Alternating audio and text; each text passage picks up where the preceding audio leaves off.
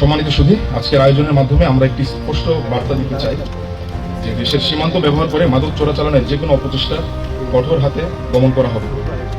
সম্মানিত reason commander এবং sector commander মহোদয়ের দিক নির্দেশনায় মাদক ব্যবসায়ী ও চোরা কারবারিদের বিরুদ্ধে আমাদের অভিযান ভবিষ্যতেও অব্যাহত থাকবে এবং একটি সুস্থ ও সুন্দর সমাজ গড়ার জন্য সাতক্ষীরা ব্যাটালিয়নের সকল সদস্য যে কোনো সময় মাদকের বিরুদ্ধে সাতক্ষীরাবাসীর পাশে দাঁড়াবে এই নিশ্চয়তা আমরা দিচ্ছি। এবং বাংলাদেশের বর্তমান সরকার এ বিষয়ে বদ্ধপরিকর। আজকের এই মাদকদ্রব্য ধ্বংসকরণ অনুষ্ঠানের মাধ্যমে এরই একটি ডিসপ্লে হয়ে যাচ্ছে যে সরকারের বিভিন্ন দপ্তরগুলো মাদক ধ্বংসে বা মাদকের বিরুদ্ধে কতখানি তৎপর রয়েছে সেই বিষয়টিকেই এখানে ফুটিয়ে তোলা হচ্ছে। এবং সাতক্ষীরা যেহেতু একটি সীমান্তবর্তী জেলা, এখানে আমরা সবাই জানি যে এখানে মাদকের ব্যাপক প্রসার রয়েছে।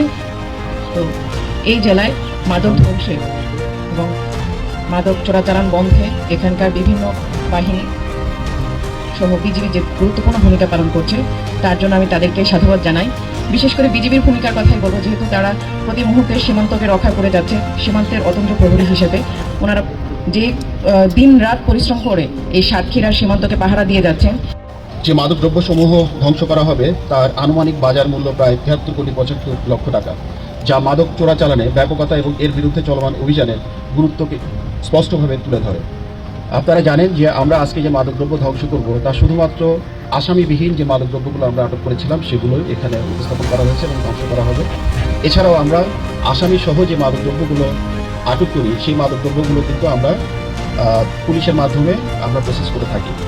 এছাড়াও এটি শুধুমাত্র আমাদের সাতক্ষীরা ব্যাটালিয়নের যে অর্জন, আমরা যদি চিন্তা করি সারা বাংলাদেশের প্রেক্ষাপটে এবং আমাদের অন্যান্য সকল ব্যাটালিয়নের অভিযানে সারা বছরে কি পরিমাণ মাদক তাহলে আমরা আটক করে থাকি। এছাড়াও আমাদের অন্যান্য যারা সংস্থা আছে, যে সমস্ত সংস্থা যেমন আমাদের মাদক দ্রব্য নিয়ন্ত্রণ অধিদপ্তর, পুলিশ, র্যাব, আসলে সকল সংস্থাগুলোই কিন্তু তাদের যে প্রাত্যহিক যে দায়িত্ব তার অংশ হিসেবেই এই মাদক বিরোধী অভিযান